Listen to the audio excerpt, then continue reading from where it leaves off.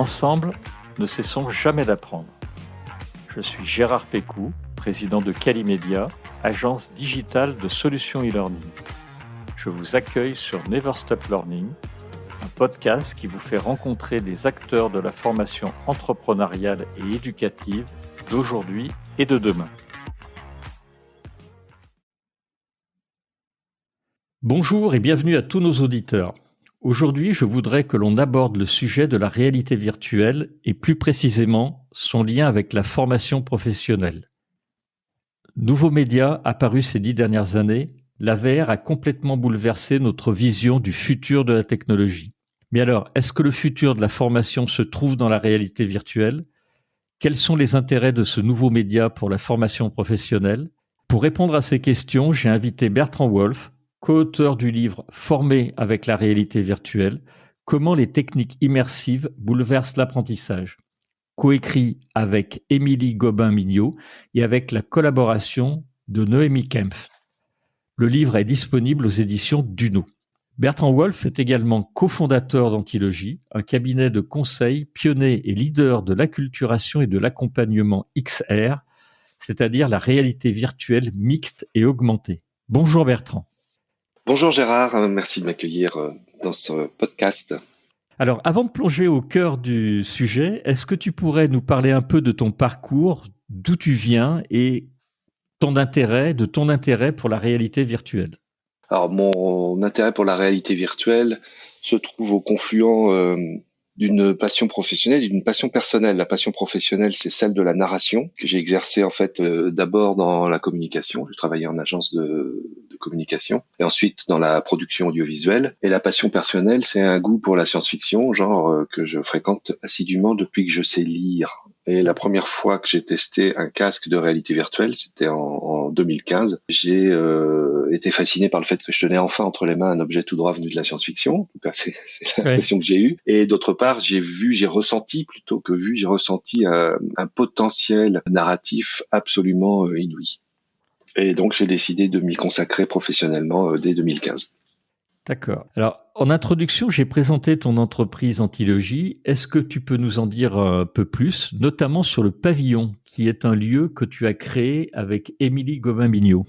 On a créé Antilogie, Émilie Gobin-Mignot et moi-même en 2017, alors qu'on bossait depuis 2 ans déjà dans la réalité virtuelle, en constatant un point très simple, c'est que ce média, dont on aime bien parler de la VR comme d'un média, le potentiel de ce média semblait échapper aux entreprises, aux organisations et aux institutions qui, de loin, avaient une lecture uniquement gaming du potentiel de ces outils.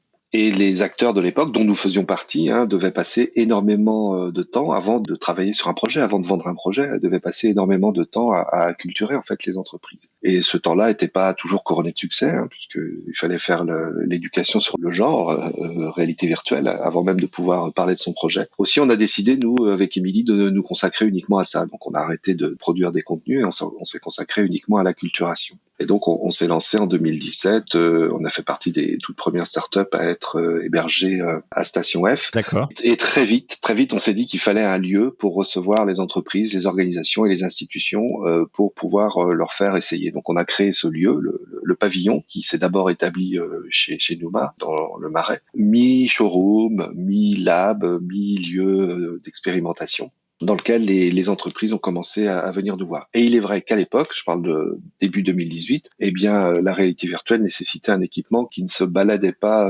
facilement, et donc il fallait un lieu physique. Ensuite, ce modèle présentiel a été un peu battu en brèche par le Covid, évidemment, et la technologie a évolué, ce qui fait qu'un lieu aujourd'hui n'est plus un lieu permanent, n'est vraiment plus nécessaire. On fait à peu près 15% de notre activité dans nos locaux. On est aujourd'hui chez RaiseLab, la maison de l'Open Innovation. On fait 10% de notre activité totalement à distance, en remote, et le reste en mobilité, là où sont nos clients.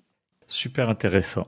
On va passer au cœur de l'épisode. Dès les premières lignes de ton ouvrage, tu parles des besoins actuels de l'apprentissage et tu fais notamment référence à la texcélération, que tu définis comme ça. Est-ce que tu pourrais nous expliquer un peu de quoi ça parle, la texcélération ?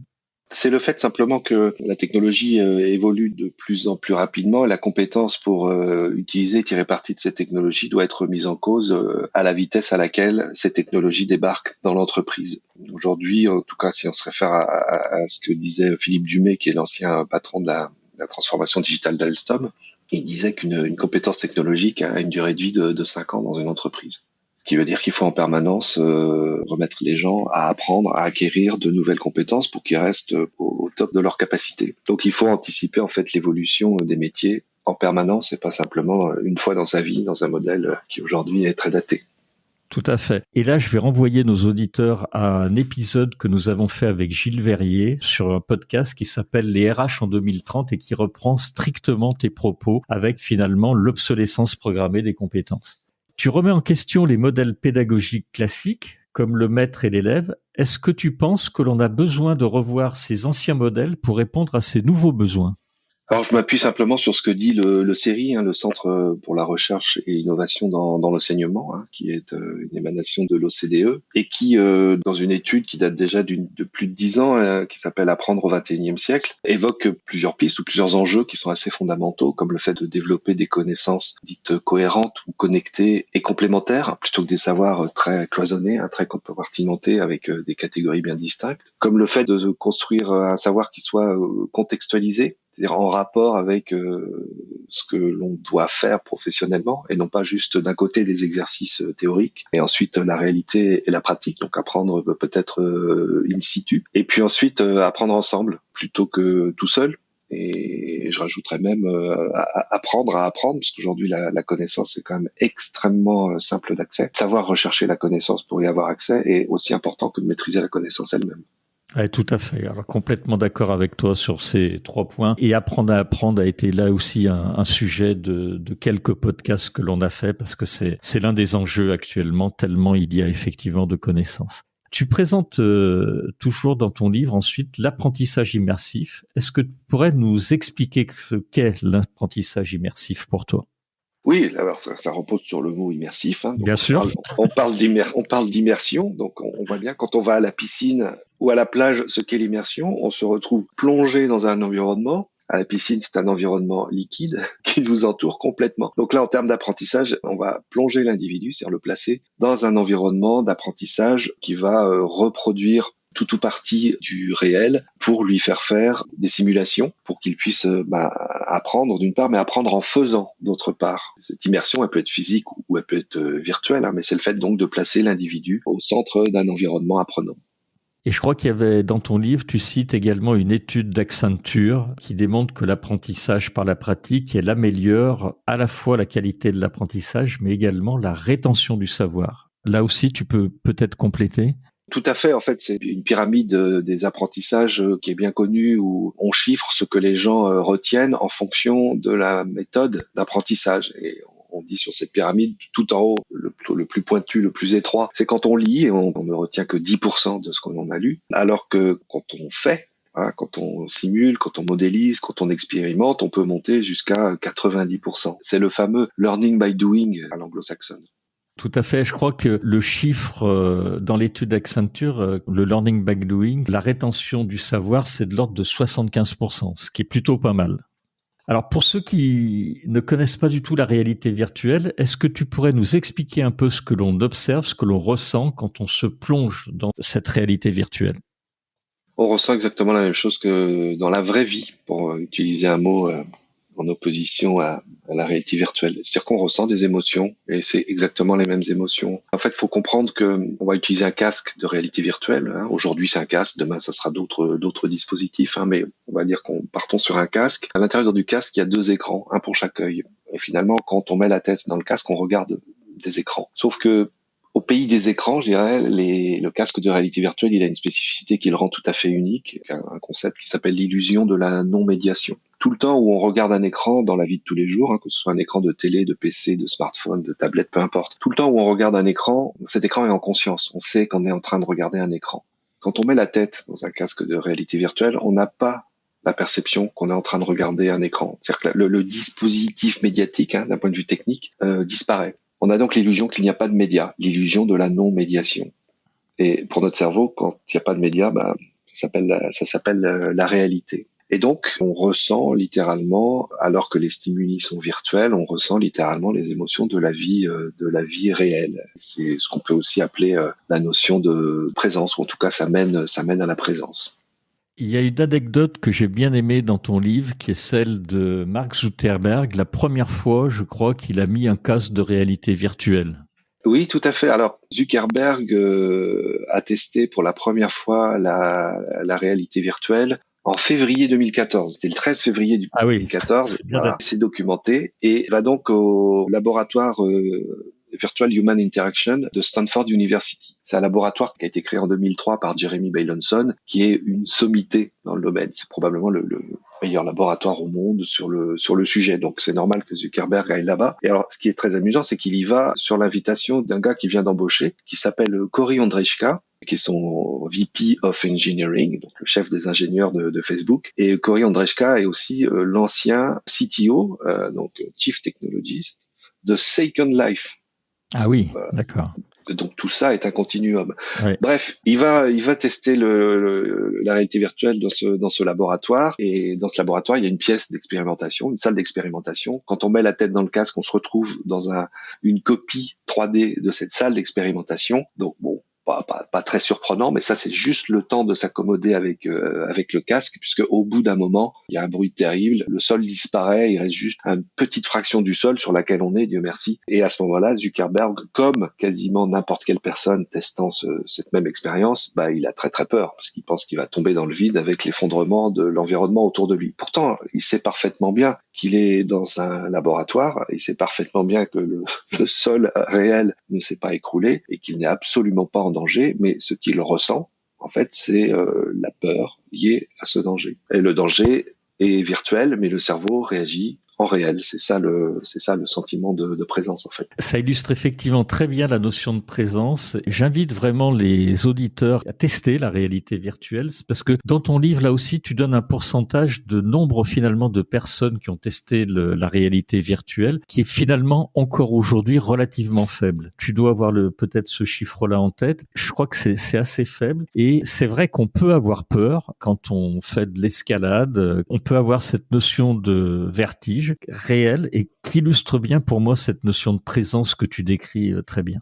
Oui, alors les dernières études sur qui a testé la réalité virtuelle disent qu'en gros, un peu plus de la moitié des gens, en tout cas en France, ont testé la réalité virtuelle déjà. La plupart du temps dans un contexte d'entertainment, c'est-à-dire pour du jeu, pour une visite muséale ou une visite touristique. Très peu encore l'utilisent dans des applications professionnelles. Vis-à-vis d'un utilisateur en situation d'apprentissage, qu'est-ce que la VR présente comme avantage pour améliorer l'expérience apprenant ? On aime bien parler des super pouvoirs de la réalité virtuelle lorsqu'elle est au service de la formation. Donc il y en a plusieurs, donc je vais tous les citer. Le premier, c'est la facilité de réitération. C'est-à-dire quand on est sur une forme d'apprentissage procédural, par exemple, quelle consigne je dois appliquer s'il y a un incendie dans mon entreprise. Eh bien, c'est très simple de répéter à l'envi une formation où on va découvrir ces procédures et les appliquer dans le bon ordre. Le deuxième super pouvoir, c'est le fait de pouvoir prendre des risques sans risque. Le fait de pouvoir aussi se tromper sans que ce soit grave. En réalité virtuelle, on peut casser du matériel.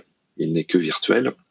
On peut même se faire du mal. C'est pas très grave. C'est pour de faux, entre guillemets. Mais c'est très apprenant, en fait. Toute notre vie, on nous dit surtout, tu mets pas les doigts dans la prise, en espérant que, quand on est enfant, en espérant que on comprenne bien, alors qu'on sait bien que c'est très très apprenant de mettre ses doigts dans la prise, sauf qu'on le fait pas en vrai. Eh bien, virtuellement, c'est une image bien sûr, mais on peut mettre ses doigts dans la prise. C'est-à-dire qu'on peut laisser une personne se tromper, faire des erreurs, pour qu'elle puisse apprendre plus facilement de ses erreurs. On sait bien qu'en matière de pédagogie, c'est un modèle qui est intéressant.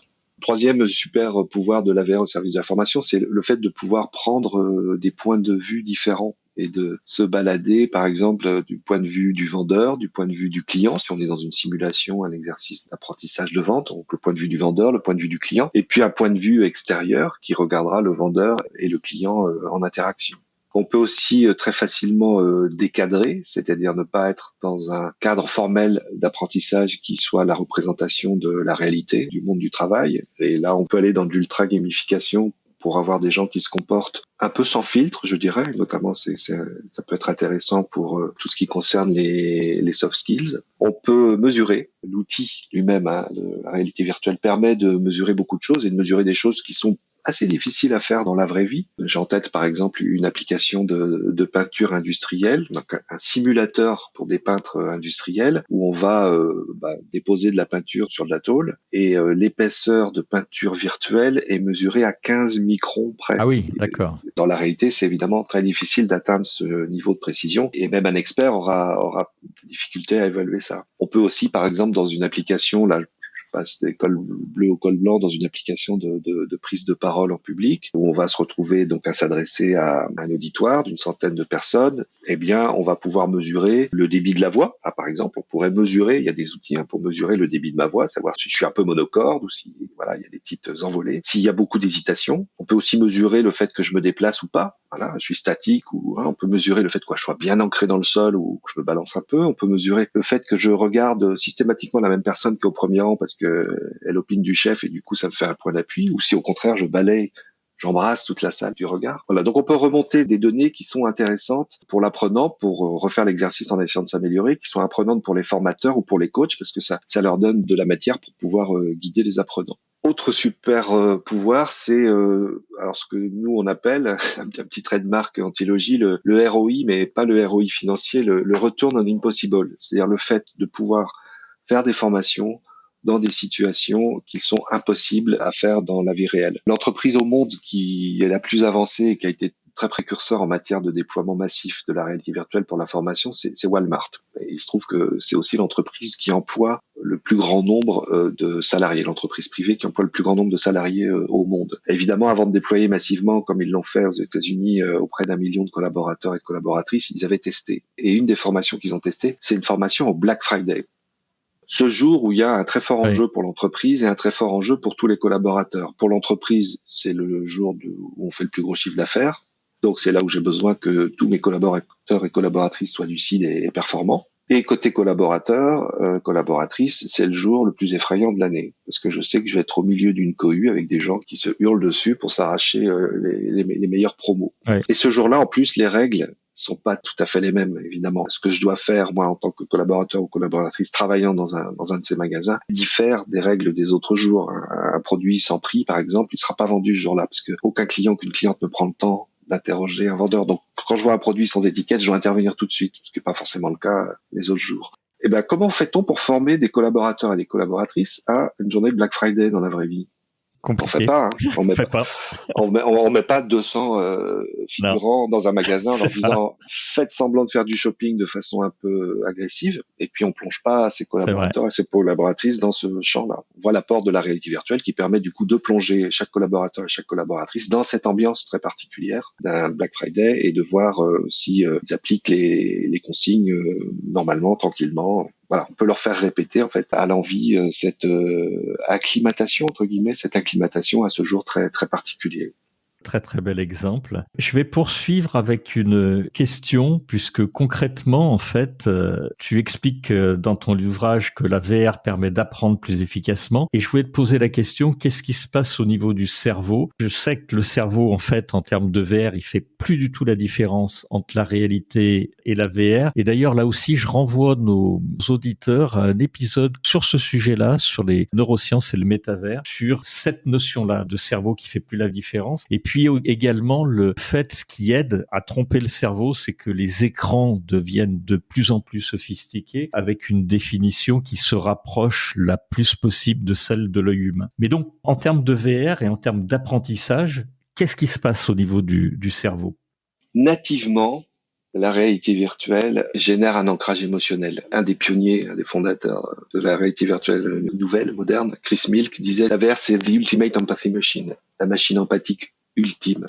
Et donc quand on est simplement en réalité virtuelle face à une personne qui nous raconte des choses, qui nous témoigne des choses ou qui veut nous transmettre un savoir, on vit cette situation comme si elle était réelle. On n'est pas en train de regarder une vidéo, en clair. Et cette immersion-là et la puissance de cette immersion favorise la rétention, favorise simplement l'attachement à la personne qui nous témoigne de ça. Hein. Et cet ancrage émotionnel, il est fort. Enfin, quand on pense par exemple à nos années d'école, très souvent les souvenirs qui sont attachés sont liés à des émotions qu'on a ressenties à ces souvenirs d'école, y compris des souvenirs apprenants. Il y a cet ancrage émotionnel qui est fort. Il y a le fait, on l'a évoqué tout à l'heure, d'agir en faisant. Et ça, c'est démontré que l'ancrage corporel, du coup, favorise la rétention rétention. Et ça, c'est lié au cerveau également, hein. Et puis, il y a des caractéristiques techniques. Donc là, c'est pas forcément lié au cerveau, mais par exemple, le fait d'être ultra concentré. Dans la vie de tous les jours, on passe notre temps à avoir des micro-perturbations, hein, parce que si on est dans une salle de cours, on va voir par la fenêtre des gens passer, on va avoir une alerte sur son smartphone, on va entendre quelqu'un qui rigole. Tout ça, c'est des micro-perturbations. Quand on est en réalité virtuelle, voilà, on est plongé directement dans le contenu et uniquement dans le contenu, et ça favorise aussi la rétention.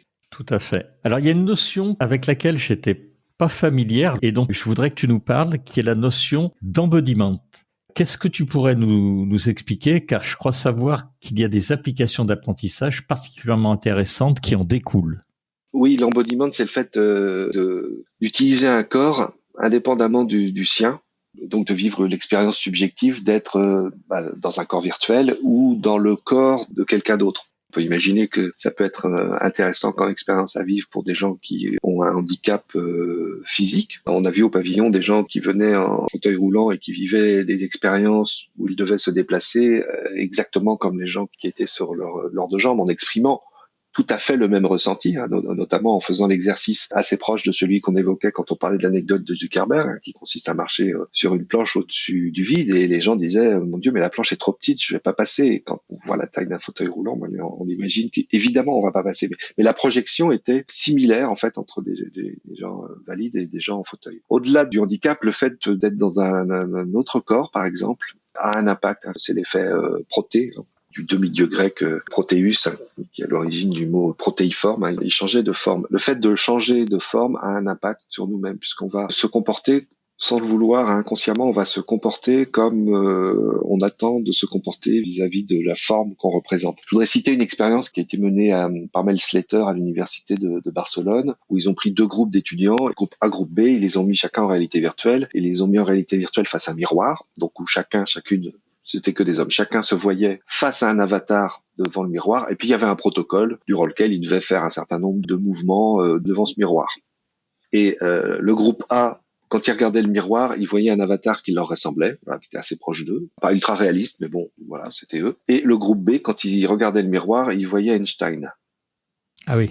Et le cerveau, il met juste quelques secondes à comprendre que quand je remue les bras, si Einstein remue les bras comme moi, c'est que c'est moi. Dans cette expérience, les participants ont répondu à un même questionnaire avant de passer en réalité virtuelle et après. Et dans ce questionnaire, ils mesuraient deux choses, la confiance en soi et le biais par rapport aux personnes âgées. Le groupe A, qui a été face à son avatar, a eu les mêmes résultats aux deux questionnaires, avant et après. D'accord. Le groupe B, après avoir été donc dans la peau, entre guillemets, d'Einstein, a vu sa confiance en soi augmenter et le biais aux personnes âgées réduire. D'accord. Donc, ça peut être très intéressant de se dire qu'on peut, entre guillemets, booster des apprentissages en fonction du corps virtuel dans lequel on va agir. Et je dis souvent sous forme d'anecdote que c'est exactement la même chose pour les formateurs ou pour les coachs. Mes cours d'histoire sur Napoléon, je les aurais peut-être pas retenus de la même façon si mon prof avait eu la tête de Grouchy ou de Napoléon. C'est vrai. Probablement. Je voulais revenir sur un point, Bertrand, tu as commencé à en parler, c'est la différence finalement, ce que la réalité virtuelle apporte en plus par rapport au présentiel, et revenir finalement sur cette notion de facteur de risque qui est très important et qui est surtout très utilisé a priori dans pas mal d'entreprises maintenant. Absolument. Nous, on a accompagné, par exemple, un grand groupe qui, dans sa stratégie à 5 ans, avait écrit disparition des accidents mortels. Et on a identifié quelques pays qui étaient plutôt en avance. Donc, c'était des initiatives locales du fait de quelques passionnés, je dirais, passionnés à la fois de technologie, mais aussi de prévention des accidents, et qui, face aux méthodes classiques, constataient une certaine forme de limite. Et j'ai en tête notamment 2 pays où il y avait eu des décès dans le cadre du travail. Et donc là, ça a secoué un peu, évidemment, ça a remis en cause un peu les formateurs. Ils se sont dit, faut qu'on change. Ils ont testé différentes applications de la réalité virtuelle. Et nous, on a mené cet audit qui nous a permis, en fait, d'identifier les bonnes pratiques qu'on a déployées ensuite dans une vingtaine de pays auprès d'une centaine de formateurs, de préventeurs, en fait. Ce qui est intéressant, c'est que ce groupe, en fait, a rendu au moins un exercice chaque année pour 100% de l'entreprise un exercice de prévention des risques en réalité virtuelle. Voilà. Pourquoi ? Parce que c'est très simple, c'est très facile à déployer en fait. Évidemment, il faut des casques, il faut avoir formé les gens à l'utilisation des casques. Quand je dis les gens, c'est les formateurs. Mais une fois que ça s'est fait, il suffit de prendre 10 minutes d'une personne là où elle est, c'est-à-dire sur un chantier, dans un bureau, peu importe, et de lui faire l'exercice rapidement. Et dans cet exercice, il ou elle va constater ses lacunes en matière de connaissances ou au contraire constater qu'il est parfaitement au point. Donc c'est de la sensibilisation, c'est de la pratique, et puis selon les applications, on peut aller plus ou moins loin dans cette notion de prise de risque. Moi, ça m'est déjà arrivé de mourir lors d'une formation sur un chantier de travaux publics où j'ai appliqué des consignes et je suis mort écrasé par un bloc de béton. Et en fait, cette formation, elle avait un objectif simple, c'est de rappeler à toute personne qui bosse sur un chantier que lorsque il ou elle reçoit une consigne, la première chose à faire, ce n'est pas d'appliquer la consigne, c'est de l'analyser sous l'angle de la dangerosité pour soi-même ou pour les autres. Et moi, en bon petit soldat, j'avais pas du tout réfléchi comme ça, j'avais juste appliqué la consigne, elle était dangereuse, je suis mort, virtuellement, c'est pas très grave, mais j'ai vraiment bien retenu la leçon. On a des exemples d'une société également qui travaille en VR et en inculquant la notion d'atmosphère explosive pour ses techniciens. En te baladant avec ton téléphone portable et en oubliant de le déposer dans une atmosphère explosive, ça peut créer des dégâts. Donc, c'est la modification de tous ces comportements. C'est typiquement ce que tu viens de décrire. J'ai une question qui, pour moi, est très importante parce que on a souvent tendance à se focaliser sur une modalité. Et pour toi, est-ce qu'il est important de varier les modalités pour améliorer l'expérience apprenant, ou est-ce que tu conseilles plutôt, avec tout ce que tu nous as dit, les avantages, le tout VR ? Évidemment non, la VR est un outil, c'est un média. Donc il est à la disposition des ingénieurs pédagogiques, des formateurs et des coachs. Et nous, on parle pas d'application, par exemple, quand on parle de formation, on parle de briques immersives. Pourquoi on parle de briques ? Eh bien parce que, comme disait ma grand-mère, c'est pas la brique qui fait le mur, mais c'est le maçon. Et une même brique immersive, donc un même module de formation en réalité virtuelle, va pouvoir s'appliquer de moult façons différentes selon que c'est en début d'un parcours, et donc ça va être peut-être de l'évaluation pour savoir où en sont les apprenants, ou en fin de parcours, donc ça va être peut-être plutôt de la validation pour assurer que les notions ont bien été acquises. Ça va pouvoir se pratiquer en groupe, en individuel, ça va pouvoir se pratiquer différemment selon qu'on a affaire à des gens qui sont plus ou moins seniors dans la fonction. Par exemple, une application de management avec des jeunes managers, on va l'utiliser en début de formation pour qu'ils apprennent, qu'ils comprennent, alors qu'avec des managers plus expérimentés, on va l'utiliser en début de formation, mais derrière, on va le faire parler. C'est-à-dire que ça va être un déclencheur de prise de parole pour aller vers du peer-to-peer, par exemple. On va utiliser une même brique immersive de façon synchrone, tout le monde en même temps, de façon asynchrone, c'est-à-dire en laissant la possibilité aux gens d'y revenir et de le refaire à un moment où ça leur est important. Donc en fait, il y a toute une grammaire pédagogique à construire autour d'une ou plusieurs briques immersives. On peut en mettre plusieurs, évidemment, dans une formation ou dans un parcours de formation. Donc, c'est surtout pas du tout VR, non. Ce n'est qu'une nouvelle modalité à la disposition des professionnels de la formation. Je partage complètement ce que tu viens de dire. En fait, pour moi également, la vraie expérience apprenant, elle est multimodale. Et j'ai beaucoup aimé une phrase que j'ai trouvée, que je vais citer dans ton livre, sur laquelle, alors, je suis vraiment d'accord. La vraie question, c'est comment faire pour proposer le meilleur parcours pour chacun en fonction de ce qu'il ou elle est. Cette notion de parcours de formation, de plus en plus, elle est essentielle avec la multimodalité. Donc, je partage entièrement ton avis là-dessus. Nous allons arriver à la fin de ce podcast, mais Bertrand, j'ai encore 2 questions. La première, c'est: que conseillerais-tu à une entreprise qui veut commencer à mettre en place une ou des formations intégrant la VR ? C'est quoi les bonnes pratiques ? La meilleure pratique consiste à éviter une erreur très classique qui est de se dire « Tiens, on va tester la VR ». Alors j'ai une bonne nouvelle, la VR ça fonctionne, donc ne perdez pas de temps à tester la réalité virtuelle. Partez d'un problème que vous avez à résoudre vis-à-vis d'une formation, soit parce qu'il y a une difficulté à la mettre en œuvre, à la déployer, soit parce que vous voulez en améliorer la performance par exemple. Donc il faut un vrai sujet, ça c'est le premier point. Et c'est à partir de ce vrai sujet qu'on va réfléchir pour la mise en place d'un POC, comme on dit en anglais, proof of concept, c'est-à-dire un test. Du coup, si c'est un test, si ensuite on veut passer à l'échelle, il va falloir mesurer des choses. Et pas mesurer des choses exotiques, c'est-à-dire spécifiques à la réalité virtuelle, mais mesurer des choses qu'on mesure par ailleurs dans l'entreprise ou dans l'organisme de formation sur les formations qui sont mises en place, de façon à pouvoir comparer. Et idéalement, pour compléter le paysage, eh bien, il faut un client interne, ce qu'on appelle un un sponsor ou un champion qui va permettre de faciliter l'accès à des ressources, soit des ressources humaines ou des ressources financières. Voilà. Donc, quand on a un vrai enjeu à traiter, quand on a des choses que l'on peut mesurer et comparer à des choses existantes, et quand on a un champion, là, on a tout pour pouvoir commencer à tester. Et à partir de ce test, de se dire oui, ça vaut le coup d'être déployé ou pas. Ma dernière question, ça va être autour du futur de la VR. Est-ce que tu penses que ça va se démocratiser, du moins dans certains domaines d'activité? Je t'ai pas posé une question tout à l'heure, mais cette notion de casque, est-ce que tu penses que le matériel qui est un peu encombrant actuellement va évoluer? Et puis, un troisième point que je voudrais que tu abordes, c'est finalement, aussi bien dans ton livre que ce matin, tu n'as pas parlé du métavers sciemment. Est-ce que ça va être l'avenir de la VR, puisque le métavers actuellement, il est un peu à toutes les sauces et on en fait très souvent un argument marketing sans trop savoir ce qu'il y a derrière, comme on peut le faire également pour les neurosciences. Donc ça fait beaucoup de questions en une question en fait.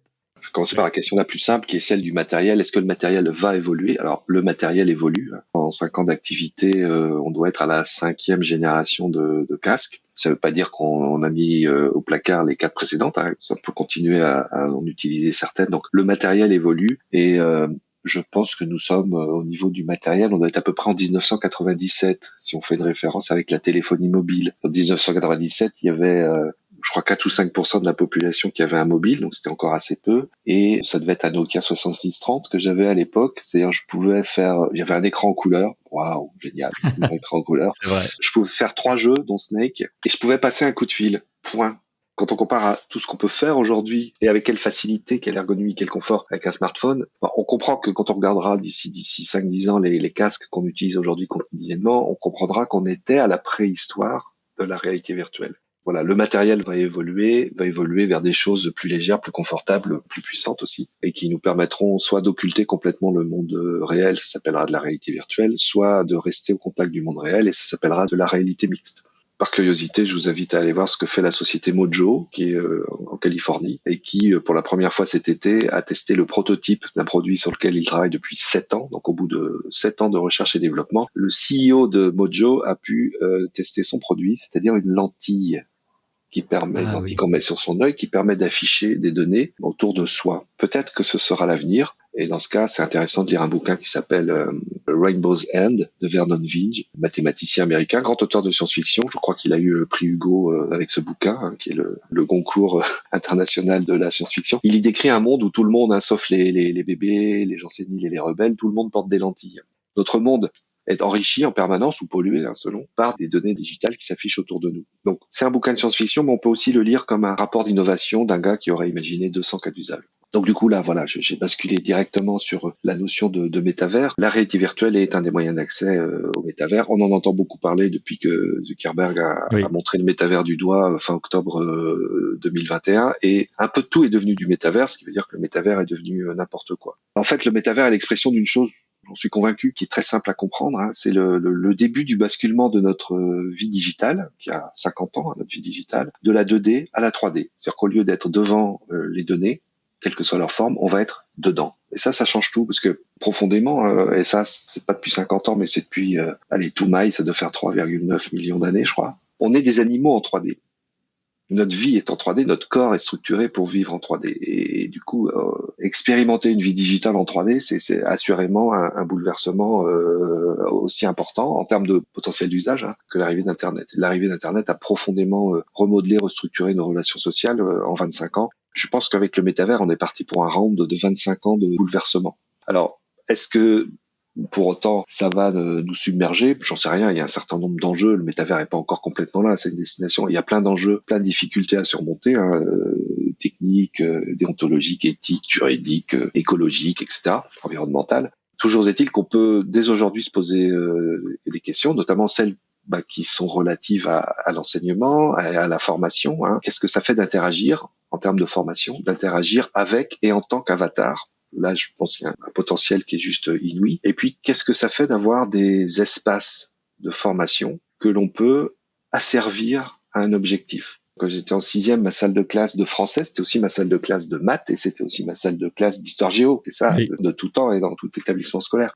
Dans un monde virtuel, on peut modéliser, changer la forme de l'espace en fonction du moment d'enseignement, en fonction du moment où les gens sont là, ou en fonction de qui est là, en fonction d'un objectif pédagogique. Et cet espace, il est persistant. C'est-à-dire que la salle de classe de français, elle peut être pour toujours une salle de classe de français dans laquelle les apprenants comme les enseignants peuvent venir ensemble de temps en temps, peuvent venir séparément de temps en temps et laisser des contributions. Donc là aussi, je trouve que ça ouvre un champ des possibles que les gens qui travaillent en ingénierie pédagogique, en formation, en coaching, pourraient commencer à investiguer sans attendre que le métavers nous soit livré clé en main avec ses cas d'usage, puisque c'est plutôt mieux si c'est les pros d'un métier qui s'occupent de leur cas d'usage plutôt que les gens qui développent la tech qui permettent d'avancer sur le métavers.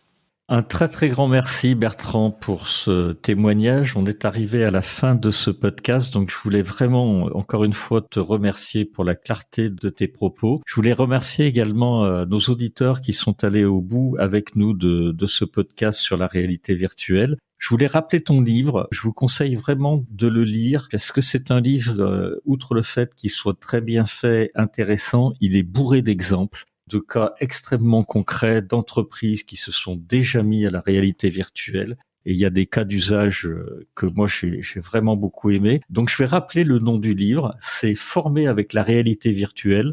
Comment les techniques immersives bouleversent l'apprentissage, et on peut le trouver aux éditions Duno. Il est écrit par Bertrand Wolf et Émilie Goma-Bignot, avec la participation donc de Noémie Kampf. Un très très grand merci Bertrand pour cet épisode.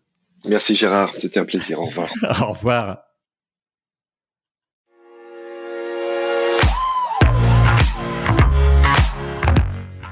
Vous êtes arrivé à la fin de cet épisode.